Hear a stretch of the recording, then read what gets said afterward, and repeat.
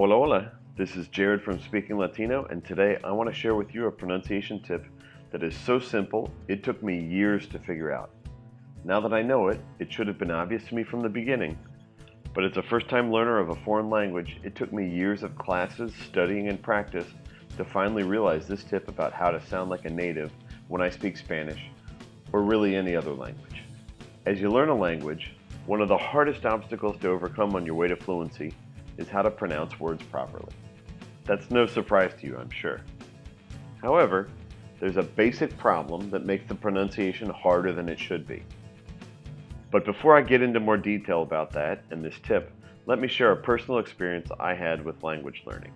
Several years ago, while studying German, I realized that the word 25, which means the number 25, is not pronounced the way my teachers were having us pronounce it. The pronunciation I originally heard from a German friend and started copying is 25. Remember, I was taught the first word as fünf, however the real word pronunciation I heard was fum. Jump forward a couple years, and I'm living in a new country and starting with a new German teacher. Early on, she compliments me on how my German sounds almost native. Was that really true? I don't know. However, what I think the teacher really meant is that my pronunciation was better than other students at my level. Why? Because I copied what I heard from native speakers in real settings, instead of copying what my native German teachers were teaching me to say. Now let's take a look at a few Spanish examples.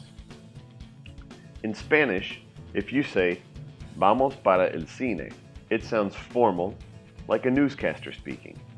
And if a Spanish learner were to pronounce it that way, it would sound awkward, not native. A native would say something closer to "Vamos para el cine" or "Vamos para el cine." Another example is the phrase "¿Qué has comprado hoy?" Again, that pronunciation sounds mechanical, false. A native would say "¿Qué has comprado hoy?" In both examples, you'll see that letters are dropped or squished together. The truth is that natives do not sound like newscasters when they speak. Newscasters speak a clear, formal version of the language that most people just don't use. At this point, I have shared my personal experience in language learning, as well as a few example phrases.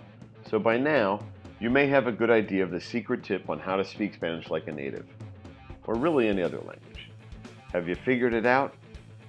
The secret is, listen to how natives say a word in the real world, not in a classroom, because how you are taught to say it in a classroom may actually not be how it is pronounced in the real world.